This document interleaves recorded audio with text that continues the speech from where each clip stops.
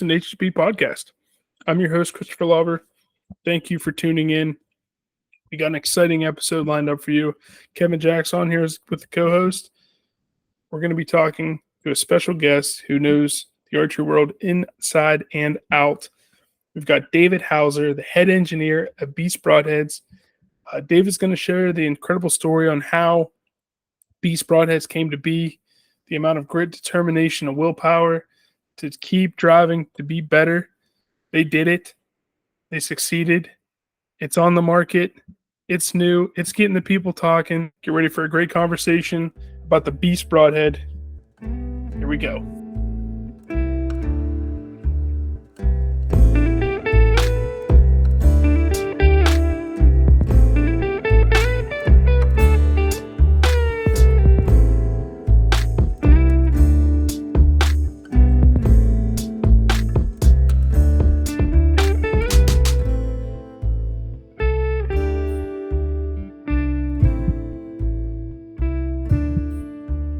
We got David Hauser joining the podcast. David, thank you for coming. I know this was I'm excited about this. I think this is highly anticipated on our end.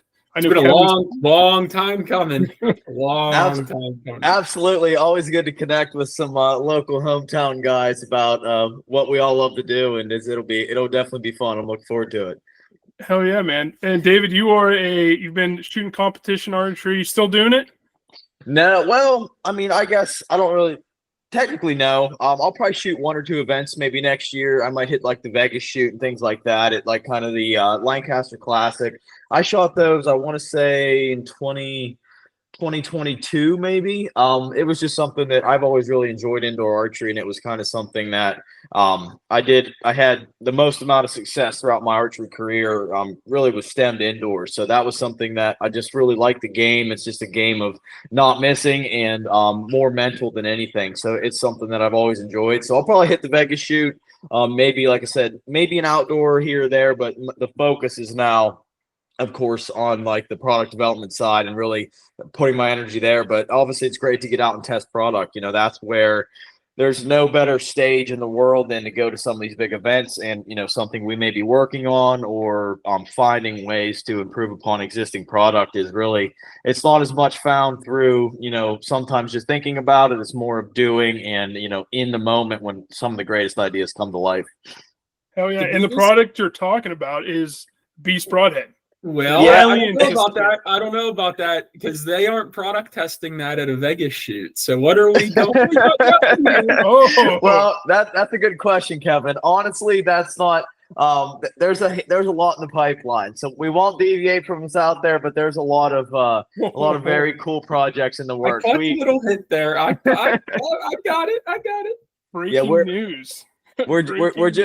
We are just getting started. Like the Broadhead is seriously, as we've reiterated, it's really the tip of the iceberg, and we're just trying to really make archery better. So it's just one of those things that, you know, wherever those products have came from idea wise, we are absolutely trying to capitalize on any section that we think we can improve and make better product, and that's kind of what we love to do. Hell yeah, that's fantastic to hear. Well, I guess we're kind of talking about the Broadhead. Let's dive it. We know you're a national champion. We know you have all the accolades in the competition archery world. Let's dive into this Broadhead a little bit since we're here. I want to go back to the beginning. I want to know how it started. I know you're an engineer. I gotta know. Yeah, I mean, so it honestly started shortly after the world shut down. You know, COVID kind of turned everybody's life upside down. Nobody was really forecasting that whatsoever. We were all blindsided by it. So I had actually just started my engineering company in December of 2019. And then, of course, you know, early 2020, everything's canceled, no shoots going on, you know, kind of what's going to happen. So it was just a natural, logical progression to then scale my engineering business and kind of, I went to Penn State, graduated a degree in mechanical engineering. So CAD modeling and how things worked was always something that I was fascinated by. So after everything shut down and I'm like, okay, I'll scale it. SolidWorks is the CAD modeling software I use. So I already had a license of that.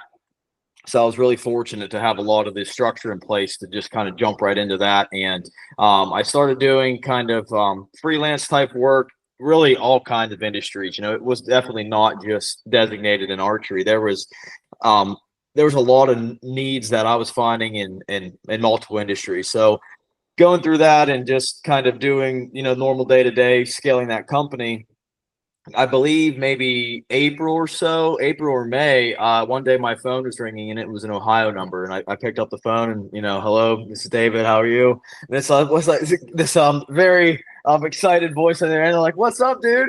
It's Josh Bowmore. How are you? I'm like, I'm great, man. How are you doing? And Josh and I had never met before.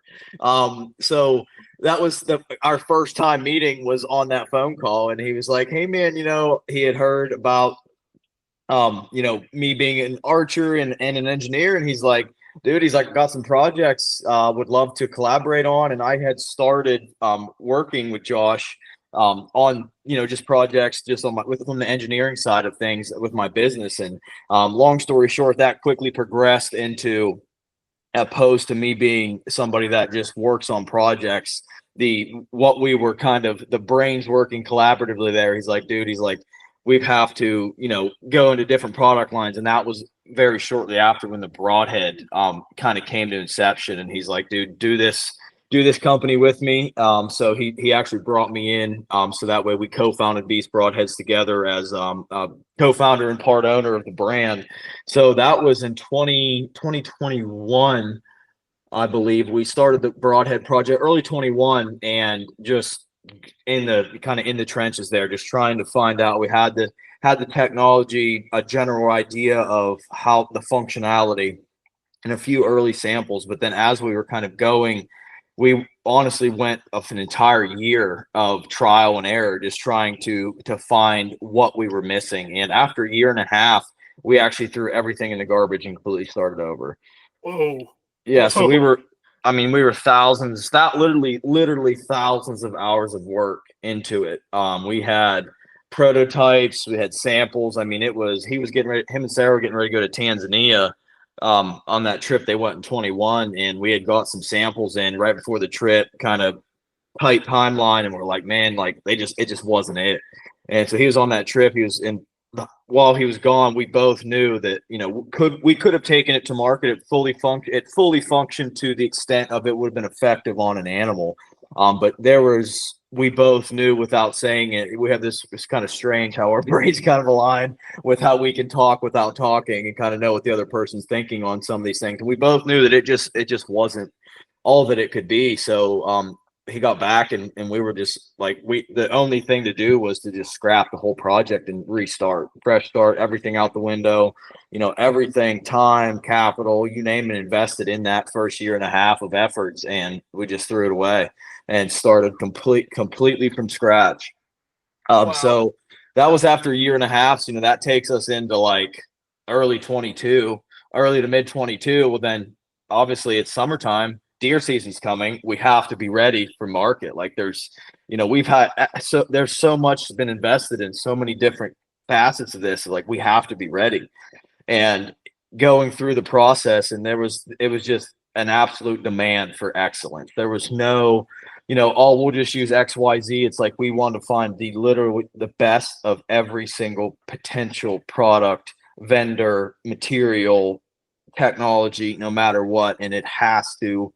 There's no room for, a gray area. We're not going to take a product to market that's okay and then in 2 years come out with something. Hey guys, here's the 2.0. It just wasn't happening. It was either all or nothing, and there was no in between. And so 22 comes still, back and forth with vendors, because people that are the best, they're best for a reason. And you can't just call them up and be like, hey, we need this super highly specialized part. They don't have it sitting on the shelf, or they don't even know how to make it because it is that difficult. We're solving like 10 complex problems at once, and we get a sample in and then it doesn't work. Well, what doesn't work? Is it the blade retention system? Is it the blade? Well, what is it? So it's just systematically iterating, going back and forth. And then we are just like trying to find what are we missing? And we knew there was a missing piece. And so, like I said, 22 comes, hunting season. Like we're like, we have to be ready for launch. And it just wasn't there. It was not done. So I had some samples, I believe, in 20. And so 22 comes, no success. Still kind of stagnant. not figuring it out, but every day, wake up, rinse, repeat. I mean, like Groundhog Day. Wake up, work all day, fail. Wake up, work all day, fail. Get a sample, we test it, fail. So I mean, it was just like trial. We had 100,000 reasons to quit. So after 22, that completely, that year passed. 2023, this is 2024. So 2023 comes, and we finally get to a position that we found the missing piece. So there was some in the blade retention system, the way that all of our technology interacts to where both of our blades fire simultaneously. So that way, if one's blade deployment tab is contacted by it's around 1.2 pounds of force, both blades are going to fire open at the exact same time. And that was a non-negotiable that had to be something that we included. And, there's no way that this could have happened that without, Josh and I together. And really just, I would have given up a long time ago, probably. And probably the same for him. But there was just an undeniable belief that this has to be possible. It is the refusal to take no for an answer. I mean, there's no, we couldn't quit. I mean, we're so committed. You can't give up after a year and a half. You know what I mean? Like, you have to just ride it out. So 23 comes around. We finally have it working 90%. Like early 23, I'm like, okay, this has a high probability of success. It's not perfect, but we really felt like that there was something there. So then it comes down to I look back through SolidWorks, we had over 600 different iterations of the Broadhead over 3 years. Wow. So now, were you using the same vendor for all of the, or were you changing vendors too through this whole thing, or were you kind of sticking with the same vendor through this process? No, so vendors, I should say. Small amount of vendor switching. So what it was like German Lutz blades. Lutz blade in Germany, they are the pinnacle of blade manufacturing and technology. They are the best of the best in terms of sharpness, the hardness. The blades actually go through a specialized cryogenic, they call it ice hardening in Germany, but basically it takes the steel down from like a heat treat temp to below zero. And what that does is it makes a harder blade non-brittle. So a lot of times with like a knife, if you make it super, super hard, it'll hold an edge much better because a softer steel, you can't get it as sharp. But when you get harder, what happens with steel is it gets brittle. Well, that's obviously a major issue. But these guys in Germany, they've been doing this for over 100 years. So that was before we even started. So in 2021, we're using Lutz or nobody. I'm like, these are the guys that, they have made some incredible blades in the industry, and a lot of people got away from them, whether it be cost prohibitive or, they found somebody to do it 10 cents cheaper. But that was another side of this, is the vendors we sought out, they were the best. It doesn't matter, like, quality first, cost secondary. Obviously, cost is important because we're running a business, but the best, it has to be the best. There was no gray area of like, oh, these guys will do it 20% cheaper. That was a hard line that it's going to be the best that it can be. So early 22, and all these vendors, we talked to them for like a year and a half before we ever got a functioning part. And they were just committed to the belief that we told them, like, we're going to grow. And this stemmed from Josh. Like, we will grow the largest broadhead company within 5 years. And we didn't have something that worked yet.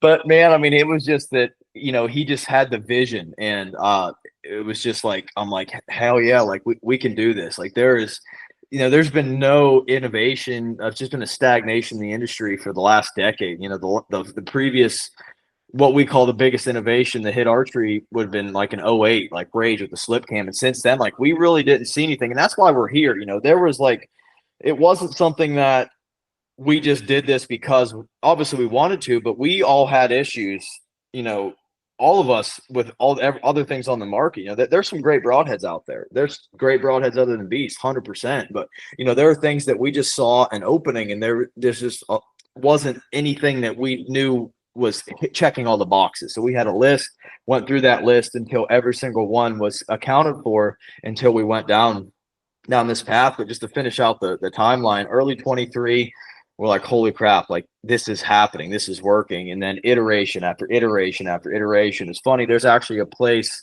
local to here that I got a lot of the blades cut out. So like a lot of the sample blades down not too far from Shalakta, actually, for all our local listeners. So Beast Broadheads, a bunch of the blades that were tested actually came right out of not far from Indiana. So kind of cool sidebar there. But I mean, I got like 40 some sets of blades cut from that company. And just changing geometry, trying to find what the secret sauce was. I'm like, okay, we try this. Went too far, back it off, go this way. I'd ship them out to Josh, like, okay, this is awesome. Or I'd fly out there and we go back and forth. And finally, early 23 throughout the summer, we had I'm like, we both agreed that we had what we thought was perfect. So the obvious solution to test them is fly the entire way to Tanzania with 12 dozen of them with no previous testing. That's what happened. True story.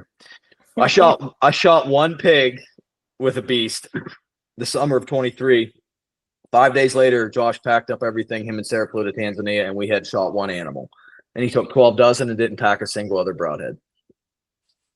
Wow. And that trip turned out pretty good. Yeah, man, hunting Cape Buffalo, I mean, you name it. And he's just sending me like in-reach messages or voice texts, like just absolutely mind blown going through it, like sending me snippets of results. And, you know, and like I said, that's kind of the where Beast came from in a nutshell. But it was just so many times that we should have quit, but there was just no other option. And I have to give my wife incredible credit that you guys both know. My wife, Kelly, I mean, man, she was I was obsessed with making this happen. And it was a point that we just, like Josh and I both, we were just completely, I mean, it infatuated our thoughts to where we have to figure this out. And, you know, she was, she kept me sane throughout the whole process. And that's something that I'm definitely, it's looking back, I wonder how the heck it all came together. It's kind of terrifying, honestly, you know, 'cause, you know, what if, like, you know, it was just there, like I said, there was just no quit in us, and we wanted to build the best broadhead in the world. And I can confidently sit here and say that we have, you know, every single detail. I mean, every single broadhead is, even the assembly side it's every single one is hand tested before it leaves our facility. Our quality control is the best in the business. I mean, there was just every single aspect was we wanted to make a great broadhead for ourselves and do something that the industry just hasn't seen. And that's kind of where Beast stemmed from. And obviously you guys haven't thrown any questions at me that way, but so I don't, you know, just talk about the timeline for an hour or two. I could talk for days about, you know, all the different just ups and downs, and tried this, tried that, you know, materials, processes. I mean, you name it. It was like I said, looking back, I look back through some of the old files, and we'll definitely probably share some on social here at some point of like some of the early variations just for fun, so you guys can all see them. But yeah, it was a wild ride, but we're in a position now that, like I said, we can look back and laugh, but it's like, holy smokes, like, man, that could have really went the other way. You know what I mean? That was like the craziest thing to me that first time we talked about it, was like hearing like you guys legit just threw everything out the door and we're like, all right, we're starting over. Yeah. And that was, I forget like how many days you said in, like 390 or 400 days in or whatever you said that one time. And it was like, yep, all right, done. And here we go. Let's try it again. Yeah. Control, delete, scrub your thought process. You were asking the wrong questions, you know, looking down the wrong hallway essentially. But, you know, it was just something that, like I said, it was a massive team effort. You know, there was by no stretch of the meat. I mean, there's 0% that I could have done this by myself. Absolutely. It just isn't there. I mean, you know, you can't go down that long trying to figure something out. And where, sorry, everybody, I've got a call coming in here from my uncle, but he must not know I'm on a podcast. I'm on my phone here. So sorry about that for a little intermission there, but yeah, guys, it's so like I said, Beast is a massive team that brought this, and we all played our different parts, because it was it almost, looking back, seems like it was almost like a dream or crazy. Like we just can't, even now seeing all the messages and results and people sending in, I know everything that they've killed with the Beast so far. It's just crazy to know that, the team at Beast, like we have such an integral part. Our fingerprints are all over that product that, they're taking out and harvesting the animal of their lifetime, or heck, maybe many lifetimes. I don't know if you guys saw, but even like that guy that killed that world record mule deer, like I can't wrap my head around it. Something that was drawn on my computer in my office, actually right here at this desk that I'm sitting at, is all over the country and the world that, we have at the kind of the scale that we are and growing so quickly that we're, just super, super lucky to be in this position and thankful that, the universe aligned to where it all came together. What a cool story! Like that's badass. That's just yeah, man. Badass. That's crazy. That's grit, determination, hard work. That's the American dream. Like you guys busted your asses with an idea, and that is one of the coolest stories I've ever heard. And being, that's that you pat yourself on the back every night. That's awesome. Like, oh man, really cool. I appreciate it. Well, a really funny part of that was, throughout that process, just that technology, especially with like the dual blade firing aspect, that was a non-negotiable when we started. Josh, like we have to make that happen. And it was funny. I was in my office here, and we were like 2.5 years in and just like beating our head off the wall because every single thing we tried failed. Because the worst part is you get something like machinists don't just have a machine sitting there waiting for you to call them. You try something, pour your heart and soul into it, and then you wait 4 to 6 weeks just to get punched in the face with failure. You know what I mean? And then rinse and repeat. Like, what did we do wrong? And going back through and Josh called me. He's like, dude, I refuse to believe that this isn't possible. He's like, there is no way in my brain can I sit here and say that we can't accomplish this. Like, there has to be a way.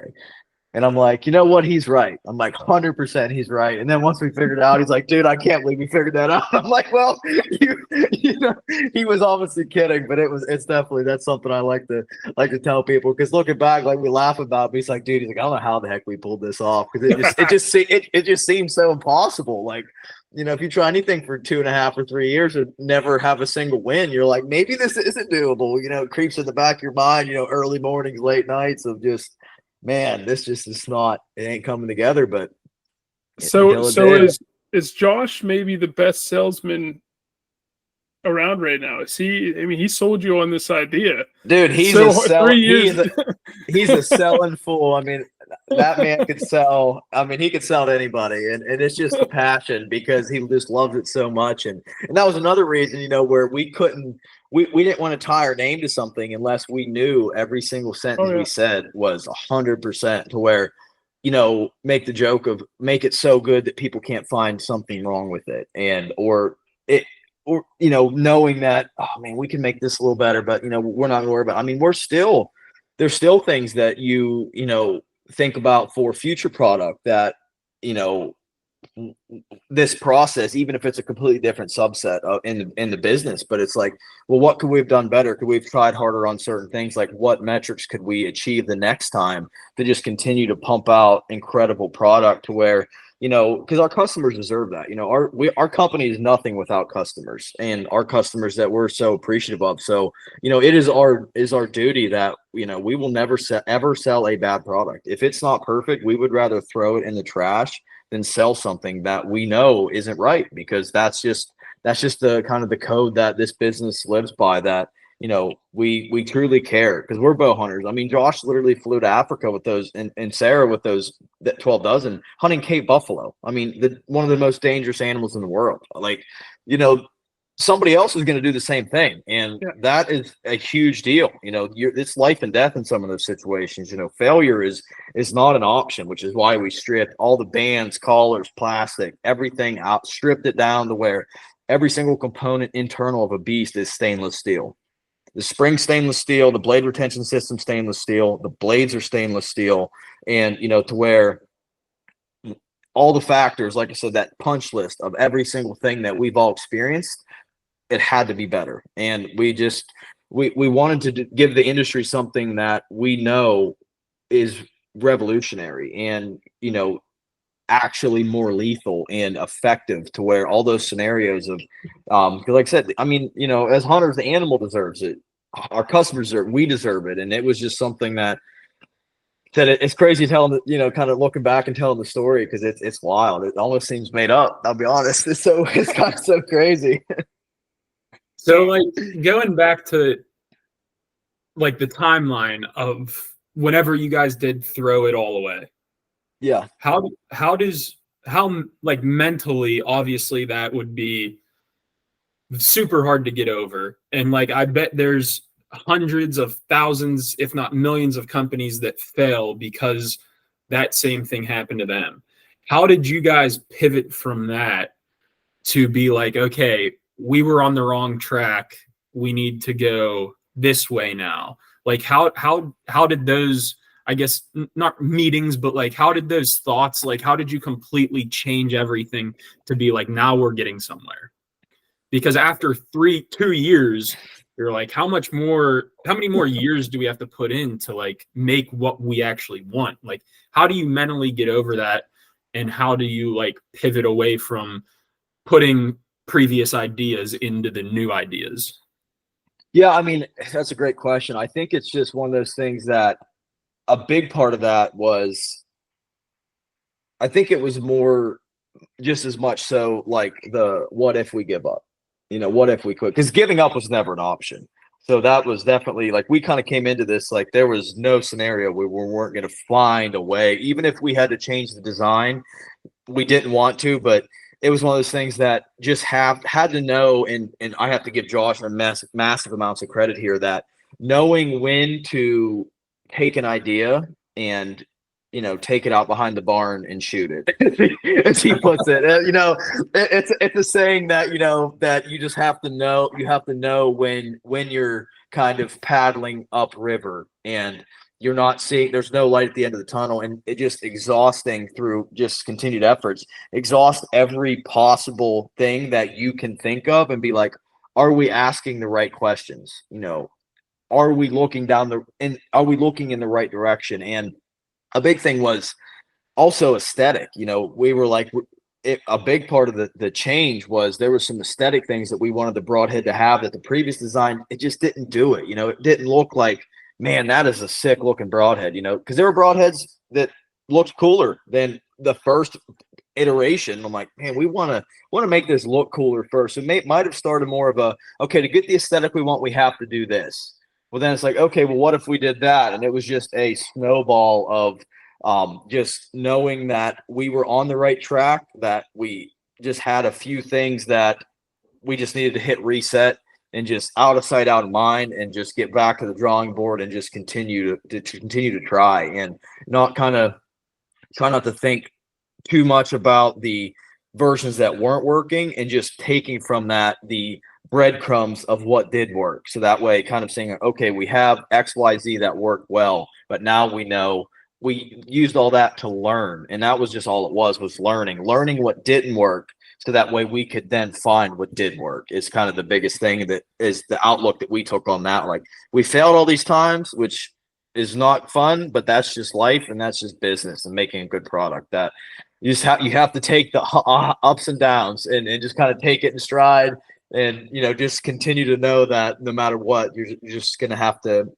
just keep after it. Just not give up. Wow, I'm baffled, to be honest with you. Like I said, I love the story. I think it's so cool. The I want to kind of maybe go into the Broadhead. You're saying that, can you kind of describe for anyone that hasn't, I guess maybe hasn't looked it up yet or don't know about the Broadhead? Can you kind of give the layout of why you did design it the way you did? You kind of touched on it a little bit. Can you kind of go a little more in depth on like the testing that you did to come up with the most versatile / effective Broadhead? Yeah, for sure. So a lot of it was just experience, right? You know, we are diehard bow hunters at heart. So we have known what other products, what works and then what doesn't work. And then all those things wrapped it up to where, okay, this is the things we definitely want to make better.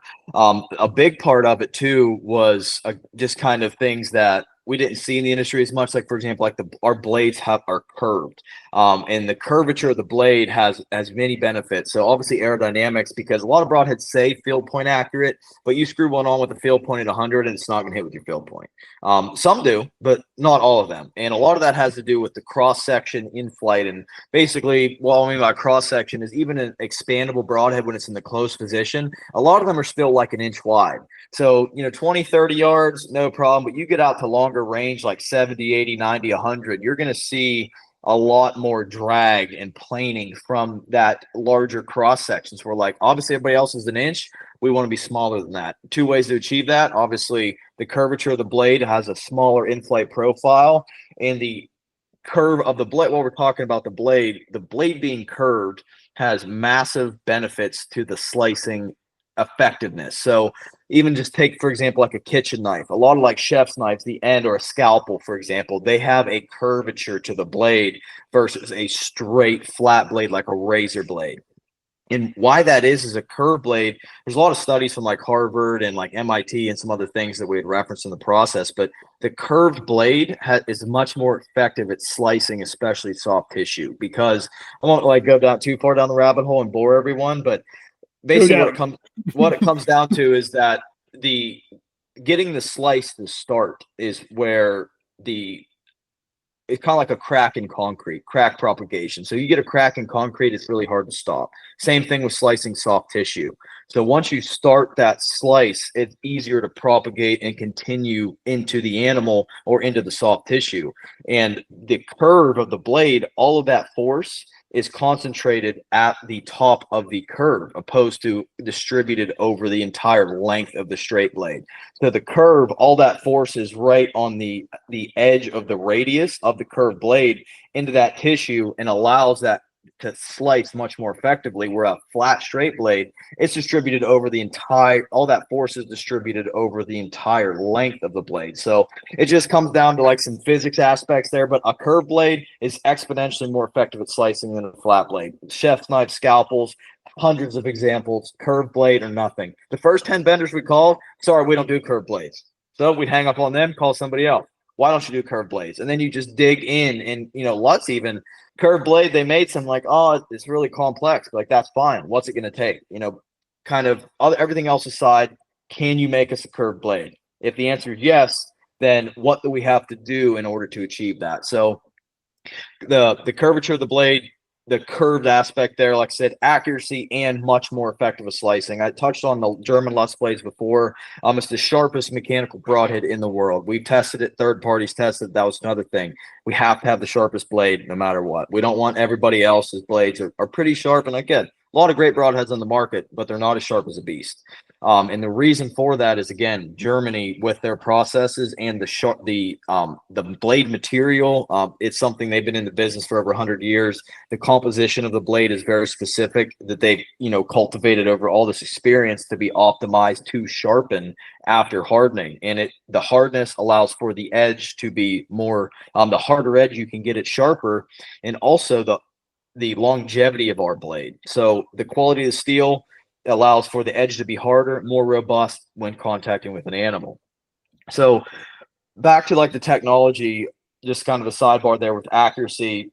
Number one pillar of importance was from experience and those things that we had learned why broadheads weren't accurate. But the way that the Beast works is we have an issued patent and multiple patents pending around our technology. It's proprietary to Beast, and what it is our patented bone avoiding technology. And what that consists of is that the blades in the locked position or stowed position in flight, the way that they lock is there's geometry on the blade that interlocks with our blade retention system. That is sitting atop our compression spring. So the Beast, aesthetically, we have a ferrule tip, 2 blades. It's a 2 blade offered in a 2-inch or 2.3.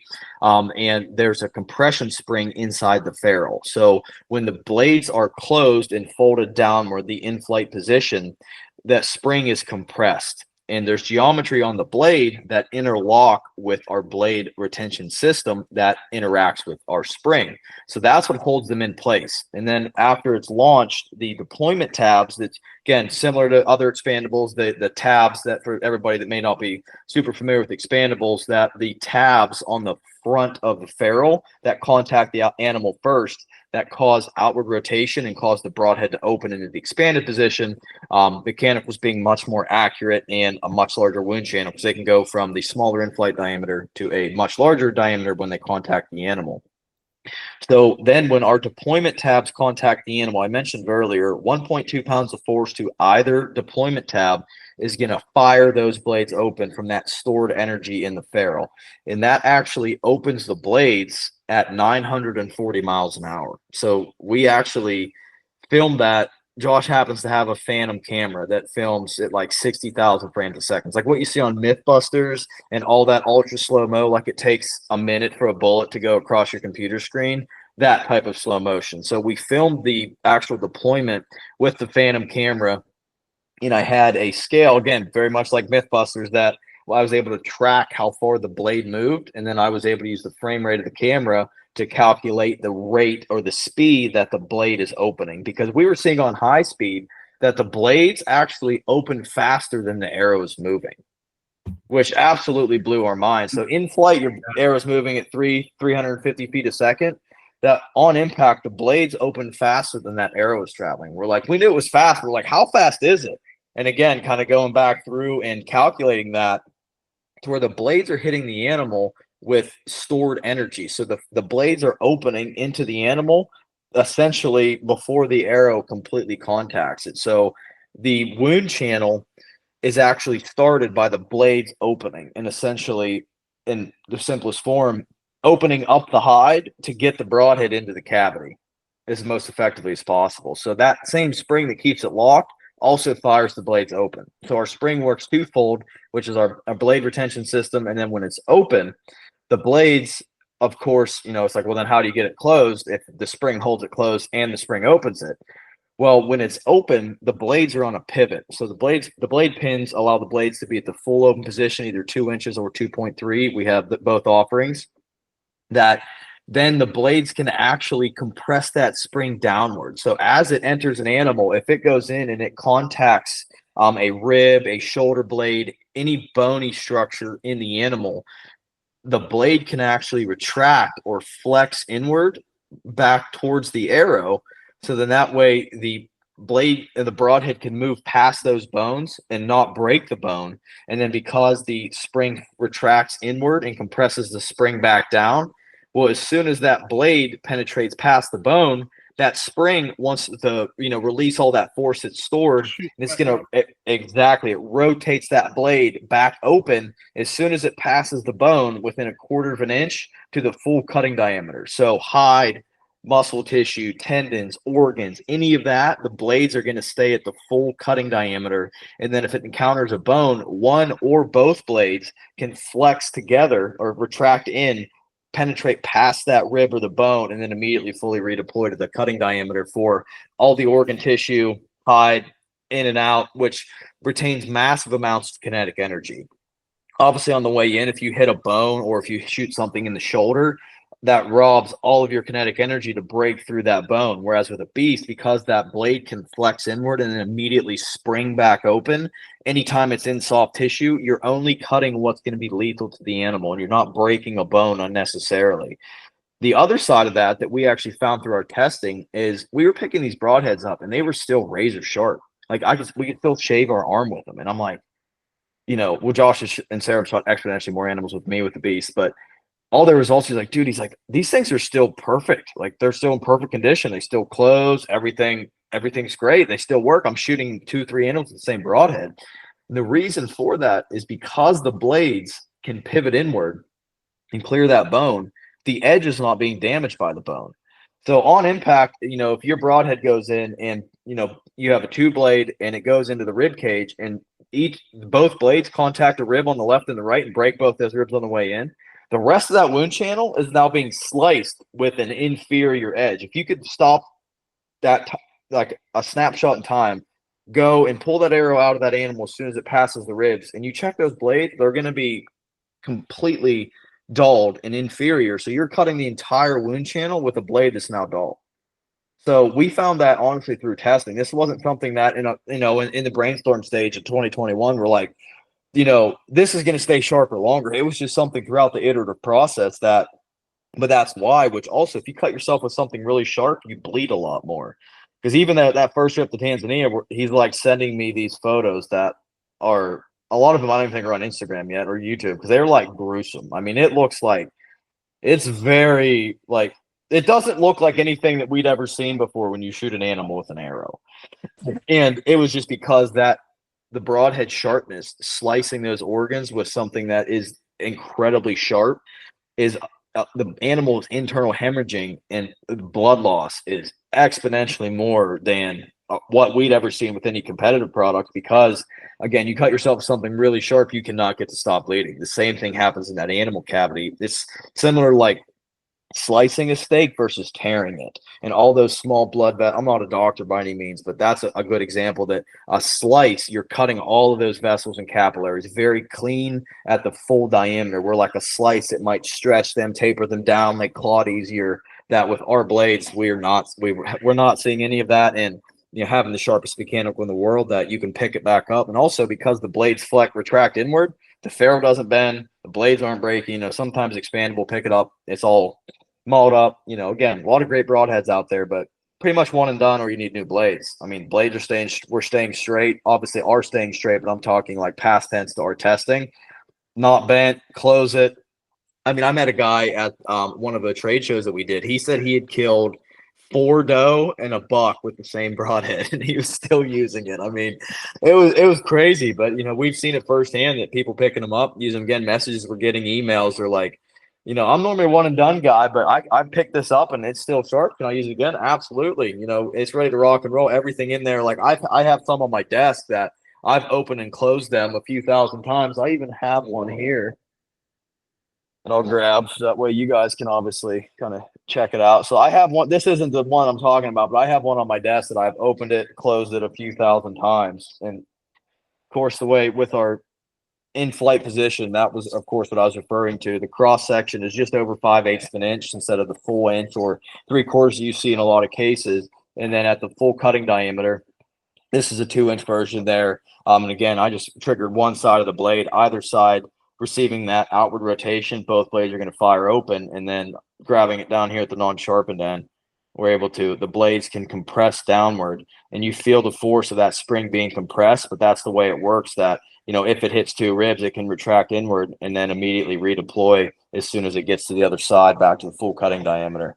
That's badass. Yeah, it was like that. It was a wild ride, let me tell you. But you mentioned though the one and done. I hated mechanicals for that reason. Like, you'd buy a pack of broadheads, kill 2 deer. It's like, oh, I need another broadhead. I need to buy another pack next year because these ones are junk. Or you buy the replacement stuff, and it's like, well, at the price that you buy the replacement stuff, might as well just go buy another pack of broadheads. Then you're dealing with those mini screws and all that. That's why I actually went to a fixed blade, a small. Didn't go to like the single bevel or anything like that. I just went to a smaller fixed blade just because I was like, I can sharpen them myself, and it's a one-time purchase, and I'll just continue those until they get completely bad. But what a fascinating concept, and what a cool idea you guys are able to bring to the market. And I'm excited because I'm excited to try them and use them, because this is innovative, and it's everything you'd want in a broadhead, essentially. Yeah, man. It's and I definitely appreciate that. And a big thing too is obviously fixed blades, tried and true. Obviously they've been around for forever, and I've heard so many guys like your example is perfect. I've heard hundreds of people have emailed us about, I went back to fixed blades because I had all these failures. And again, that was on the punch list in 2021. It's like, why is this happening? Why are these broadheads not opening? Because a lot of times too, it's just a scenario of, plastic clips, all that stuff. It just has a shelf life, and that's a problem with where a lot of failures may come from. Or a blade, you draw back on a giant buck and one of your blades is hanging down because your E-clip, whatever, insert, nightmare scenario. It's happened. And that was where we wanted to innovate around that. And, if you shoot a deer in the heart, in the lungs, with anything, with a pointy stick, it's going to die. I mean, we're not trying to reinvent any messaging around that. There's a lot of broadheads out there that are very effective with a well-placed shot, but a broadhead earns its keep on a marginal hit. The deer takes a step, you hit a limb, any of those scenarios that aren't what we intend, but it happens. I mean, everybody's hunted long enough has had those scenarios that, with a 1 inch or an inch and 16 fixed blade, if you hit a deer back third, any of those scenarios, that you want to have the biggest wound channel possible because, again, even if that animal does expire, if you don't have a blood trail, if you don't have any ability other than grid searching, that, fixed blades are great. Obviously, I'm not knocking a fixed blade, but blood trails are small at distance 50, 60, 70, 80 yards. Yeah, you can shoot a fixed blade at 80 yards. But if you have a 200-inch buck standing there, you're not like you're in your backyard just making perfect arrows. And a lot of the deviation you're going to see with some fixed blades is when you're nervous, you're worked up, you don't fire a perfect arrow.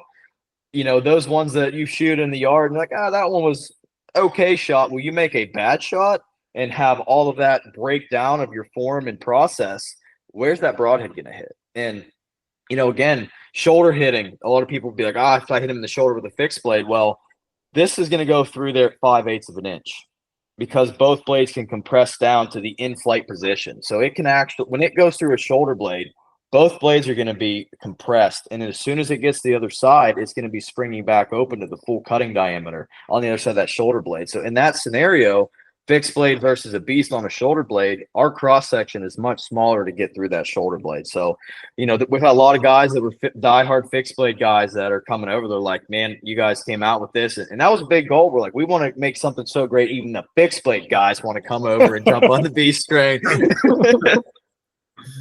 Oh shit. Yeah. That's one of my just from personal experience was the first buck I ever shot at with a bow, with a compound bow. The arrow just nosedived. And I think that it deployed early in air, in flight. And it was like a 35, 40-yard shot, but it just went straight down. My thought was that it deployed early. Now, because it doesn't take a whole lot of force to open those up. You can hit stuff, if you hit a limb, are they going to open? Are they most things are going to open because they have a rubber band or just a small collar on them that aren't really going to do anything. What's the science behind that or the thoughts on that? Yeah, no, great question. Obviously, if you hit a limb big enough, obviously the point of a broadhead is to open when it contacts, right, a predetermined force. So obviously you hit a big enough limb with any expandable, that could be a scenario. So obviously, a limb, but it's not going to be obviously, yes, it takes 1.2 pounds from our testing to open them. However, pre-deployment's a great question. So through the testing process, I was like, man, can these be shot out of a crossbow? Because that's the best metric, right? Yeah, they're super easy to deploy, but is that a problem? Did we make it too easy to deploy? Because obviously we wanted the lightest, the lowest force on the market of an expandable to open. All of our competitors are 3, 5. We tested some like 10 or 12 pounds. I mean, really get up there force to open the blades. So it can scale very quickly, very fast. So obviously that's force you're losing from the arrow that it takes to open that broadhead. So we wanted to be much below everything on the marker. That was another thing on the punch list. And if it deploys at 1 pound, what if you shoot out of a crossbow? What if a guy Josh shoots 90 pounds at a 31-inch draw length? That was something we had to be, taken into consideration. And I shot this out of a Raven R500 crossbow, and it didn't open. I just saw Josh's video where he shot it with a compound, closed it, and then shot it at 100 yards. On a balloon on a 3D target, and it's one of those things that, because really a lot of people didn't believe us. What's the crossbow edition? And a lot of times, crossbow versions just take more force to open because all that massive acceleration to keep those blades in the close position is difficult. 500 foot per second projectile moving. The point of expandable is to expand. So you're fighting physics. So the way that this works is because obviously anybody on a video, the way that the Beast works as both blades are pinned in the top third of the ferrule. So that way when the blades are in the closed position, the spring is below the blade. So a lot of that pre-deployment you'll see with broadheads that the blades either, like a slip cam, sometimes that the blade moves in a track or anything like that to where massive acceleration is going to want to lurch those blades rearward. So slip cam, some over the top, lots of different versions there. But because the blades are pinned, that when they launch with that acceleration, the blades in the closed position actually are that force pulls the blades in closer to the ferrule. So that is why these are not going to pre-deploy, because the forward acceleration, it just lurches the blades closer to the ferrule because they're pinned at the top. Just like if you're in like a really fast car and someone launches it and you're trying to touch the dashboard, you can't because of all that. You're fighting against the acceleration. Same thing with the blades. It's pulling that back into your seat feel. Same scenario here with the blades being pulled tighter closer to the ferrule, which is why we have such massive success with them staying closed even out of a 500 foot per second crossbow. But then our geometry, we have it iterated through all that time to ensure that they stay in the closed position until either one of the deployment tabs is contacted. Very, very That's awesome. yeah. To come up with that is like Well, to have something, you don't have to go and redesign something. You don't have to have two different broadheads or through the same company. But one broadhead can sell to everybody. That's perfect. I mean, It's great. The It's great for us too. Yeah, the crossbow industry is growing. I mean, we know that. Yeah. I believe so. I shouldn't say I know that, but it seems that way that everyone, like, it's becoming a more popular thing, and these crossbows are getting faster. Even the compound bows are getting faster. To have something like what you're describing there is very, very, very awesome. Yeah, man, it's great for us, right? Because it's less versions that we have to have available, but it was by design where it's like, well, if it would have opened on that crossbow, well, that'd have been a problem. We might have got pushed back another 6 months, but it was just something that has to be able to shut out of an R500. Like, it wasn't like a 300 foot per second crossbow or whatever. It's like, find the best one. What's the fastest one in the world? Get that one. In case you guys haven't noticed, everything is to the extreme. Like there's no in between. It's like, what's the most difficult problem that we're going to try to solve, and that's the one that we're going to go after instead of like a lower hanging fruit. Because I'm like, we knew that if we could get this right and everything that we wanted was achieved, well, then we would have the best broadhead in the world. And I truly feel that we do. And we have an aggressive goal of being the largest broadhead company in the world within a few years. And we've been having such a hard time with inventory, trying to keep up, trying to forecast what you need. You can't. You just kind of take an educated guess, and we were blown away. I mean, we launched September of last year, and we sold with first stock. We sold out in like 90 seconds. Restock, that was gone in a minute. Third restock, like 30 or 40 seconds, and it was like, holy smoke. So then we're like, okay, we're going to do a pre-sale, and then that way we can have a better idea and give people an idea on delivery. And in like 40 minutes, we sold like 3 months worth of inventory. I'm like, we really got something special. That was before a lot of our marketing information came out, but now that we're kind of in a position that it's a lot more, publicized, and all the videos on YouTube, Instagram, everything coming out, and we're in a position now. We did sell out end of July, early August, restocked, and we're still we're trying to get through hunting season. We're building as fast as we possibly can. They're all assembled out in St. George, Utah. So is Kevin on there buying some now? they're in stock. They're in stock. Nice. Well, I don't know when this is going to go. This podcast goes live. So if they're not in stock, just send Kevin hate mail. Please don't do that to our support at Beast Broadheads page. I've been sending David hate mail for the last week. That's hilarious. Well, actually, this kind of funnels in. We're talking about the in stock and stuff. We had a listener question. It's his Instagram handle is at Cody McClintic_13. His question, which I thought was a great one, because I am curious, too, is why is it only a 2-pack broadhead, not a 3-pack broadhead like you see across the market? So that's a great question. And, it's one of those things that we saw a massive value add with the practice tip. There's not a ton of that anymore that it comes, with the practice tip match to the broadhead, but the fact that customer is able to harvest multiple animals. So if you break it down, Josh did a great video about this actually, was essentially if you buy a 3 or 4 pack of a competitive broadhead pack versus it comes down to a price per animal harvested. So the amount of animals you can harvest with 2 of our broadheads matches or exceeds what you can get with a 3 or a 4 pack from our technology that we have integrated into the brand. And of course, again, giving the absolute best, highest quality of every single component in the broadhead. So that's a fantastic question, but a big part of that again is from that breakdown of essentially dollar cost per animal harvested. It's actually exponentially lower with a Beast than our competitors from our testing. Great question, Cody. Great answer, David. I like that a lot. That's great marketing too, by the way. Thank you.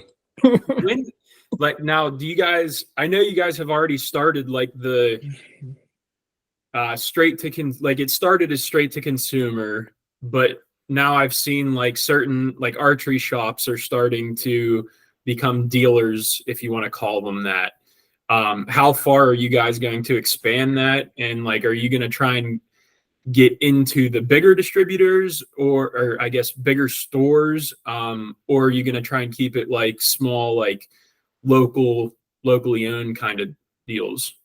Yeah, no, that's a fantastic question. So obviously, we know that dealers are the lifeblood of the industry, and they are so important to our brand that I can't overstress that enough. Obviously, direct-to-consumer model is great and all that time and time again, but those dealers and those shop owners, they are the ones that their opinion is incredibly important to who walks through that door. So our dealer network, we are, as of now, and have been, but ever since early this summer, we've been doing a massive campaign and push to really try to optimize our dealer network. And we would love for Beast to be in every single shop and store throughout the entire country. And that's, of course, our goal. We want it to be everywhere. So it's definitely not something that we're only direct to consumer based. We want to work collaboratively and in a partnership with dealers, because we all want to grow this together. And obviously with dealer assistance, it's just something that, and it's important to us. I walked into a bow shop when I was a young kid and somebody helped me. And, when you see that all over the country. So us having our product in those shops where then, that dealer also can benefit as we do together, and again, work as a big team. So any dealer that is interested in the broadhead, we have a great dealer program. We're always looking for ways to make it better and make it as a great experience for the dealer and incentivize them because we truly care. Like I said, we know that dealers were how Josh and I got into archery. We walked into shops and we want the Beast to be available for everybody to be able to sell, not just us direct to consumer. Is there any locally here right now? I believe that the closest one is Nick's Bullseye Firearms. Shout out to him. They placed an order that I feel like it sold out pretty much the day that they landed. So as of today, whatever today is, end of September. So they had them. I'm not sure if they still do, but that would be the closest shop that I know of in our local area here in a small town USA that had an order in for some Beast Broadheads. They definitely did not have them when I bought my bow a couple of weeks ago. Well, I'll probably hear about that because they had placed the order and we were just we were fulfilling as fast as possible. But like I said, I'm pretty sure they sold out the first day. So they're going to probably need to restock. But we've seen that a lot. Dealers get them in and they're like, "Hey, I sold them all today. Can I have some more?" And we're happy to help out. Oh, excuse me. That's awesome. That's so cool. Well, that's hey, if you need any two guys out there to spread the word to the local dealers, just call Kevin and I. We'll bounce around. Yeah, dude. Yeah, we'll definitely hook it up. Don't worry about that. We'll call some dealers for you. No, it's what. Yeah, Dave, this has been really cool. I really appreciate you kind of laying it all out there for not only myself and Kevin, but the listeners. I think if anyone has questions, I get your website's fantastic, has a lot of the stuff you talked about already. Is there going to be, I assume there's going to be some more, like, I know you mentioned to the dealers, big box store stuff, probably going to stay away from that, you think, or you think you'll stay kind of what's kind of the direction there? Kevin kind of asked that question a little bit, but Yeah, so it's something that we are certainly not going to be, excluding anybody from being in the broadhead selling business with Beast. So it's something that, as of now, it's just dealers. We are at Lancaster Archery. They're our biggest size account right now that has them in stock, but it's just something that we're kind of just navigating these waters so where we can't even keep up with demand on our direct consumer and dealer side. So we're really focused on that right now. And, in the future, if it expands, then obviously it's something that we want to expand this as large as we can. So like I said, we want to be the biggest broadhead company in the world. So where that takes us, I guess we'll wait and see. I mean, not a bad problem to have. no, Yeah, not a bad I mean, problem. like I said, we're trying to keep up with demand so much right now that as soon as product comes in, I mean, it's right back out the door. So those conversations are certainly for a later time frame, and we're the one to start with, again, focusing on dealers. That's really important to us, and making sure that we gave them access to get their relationship established with our ordering system, and ensuring that we could get those guys stocked up was and it's always going to be very important to Beast. How important has it been that you and Josh both having such a maybe knowledge of the industry and having the connections? Has it been easier to navigate, through maybe some of the competitors, or like how what's that dynamic like? Have you guys run into any issues or any good collaborations? Yeah, no, that's a fantastic question, and it's one of those things that I feel like without both of our strengths on the two different fronts, that it would have been much more difficult, not only from a knowledge perspective of kind of what we both brought to the table, but just kind of knowing what hunters want. And we also are the owners of the company, so we're the ones on the phone with vendors, talking to the dealers. Like, we are the ones doing, especially now and essentially with a startup, like, we are so intimately involved with every single step of the process that without that, it would be incredibly difficult to replicate, I feel like, what we have done, just because of our backgrounds in the industry, of knowing, again, back to product, making a fantastic product from things that we've seen not go so well with other products, or that we've had failures with ourselves. But us being out there and doing the work together ourselves is something that, with that knowledge, with my engineering background and the target side, and literally thousands of animals he's probably harvested, and the diversity of species from obviously everything in North America to everything in Africa, and all those world records and giant Cape buffalo, and seeing that on such a accelerated scale of situations that find ways to make things better, that without that coming together in this perfect storm, I don't know that Beast would be here today. That's beautiful. The perfect storm. Yeah, that's what it is, man. That's so cool. So what's on your list of things to try it on for this year? Oh man, I definitely, this year, with kind of the timing of when we got finished up, definitely some whitetail. I feel like will be mostly whitetail for this season. Next year, I'm definitely going to have to get an elk hunt, man. I love hunting them bugling beasts out there in the West. So it's something that I'm super excited to shoot some elk with them, and honestly just kind of see, where opportunities come with hunts, to where just obviously going on as many as humanly possible. Obviously, with the wife and kiddos, I definitely don't want to plan like multiple months of being gone, but definitely want to get an elk hunt in for next year. That'll be awesome. Yeah, beautiful. Heck yeah. You've gone a few times. Is there a favorite spot that you like to go out west, or favorite area, or? Man, honestly, just the out west. It's one of those things that, us growing up in Western PA, like, you go out there and you feel like you landed on the moon. I mean, it's just like you feel like you're on a different planet, and it's just like, even like all of my friends that live out there, or people I know, it's they just have access to obviously all these different species, antelope, mule deer, elk, whitetail, and then like back home here, we have obviously whitetail and turkeys are cool, but having that diversity to hunt out there, I don't think I'll ever move out there. Kelly, she's definitely a Western home, and I am too. We love where we live, so it's not something that we have any plans of picking up and moving out west or the Midwest or anything like that. But it's definitely cool to have that many options to be able to shoot all those different animals. Yeah, it's that's definitely diverse out there. Definitely a whole world out there that a lot of people don't get to experience. So, yeah, I wish you the best whenever that does come around to when you head out west. But I appreciate it, man. Well, I'll tell you what, this has been awesome. I've enjoyed every minute of it. I don't want to keep you too much longer here. I think we covered just about everything we could cover. Is there anything else you want to touch on, or any last minute thoughts here? I mean, honestly, no, I couldn't agree more. This was great. We can definitely do a follow-up.